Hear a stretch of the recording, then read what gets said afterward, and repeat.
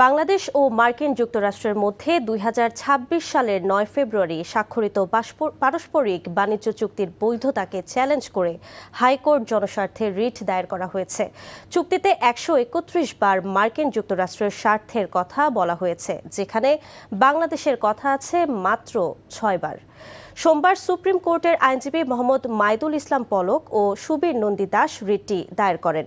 Writ আবেদনে বলা হয়, চুক্তিটি সুস্পষ্টভাবে অযৌক্তিক, কাঠামোগতভাবে অসম এবং জাতীয় স্বার্থের জন্য ক্ষতিকর।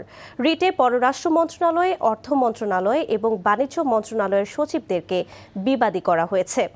চুক্তিতে বাংলাদেশের ওপর আরোপিত অসামঞ্জস্যপূর্ণ দায়, প্রতিকূল শুল্ক ব্যবস্থা, নিয়ন্ত্রক স্বায়ত্তশাসনের অবক্ষয়, দেশীয় শিল্প, কৃষি ও পরিবেশগত সুরক্ষার সম্ভাব্য ক্ষতি সম্পর্কিত উদ্বেগ উত্থাপন করে সাংবিধানিক বৈধতা নিয়েও রিটে প্রশ্ন উত্থাপন করা হয়েছে। এখানে বাংলাদেশ শেল এই ৩২ পাতার কন্ট্রাক্টে আছে হলো ১৩১ বার, আর ইউএস শেল মানে ইউএস এটা করবে, এটা আছে হলো মাত্র ৬ বার। এই যে অসম চুক্তি বা কন্ট্রাক্টের যে ভারসাম্যের যে জায়গাটা, এটা আমাদের মনে হয়েছে যে এটা এক ধরনের মানে ডিক্টেটর টাইপ কন্ট্রাক্ট,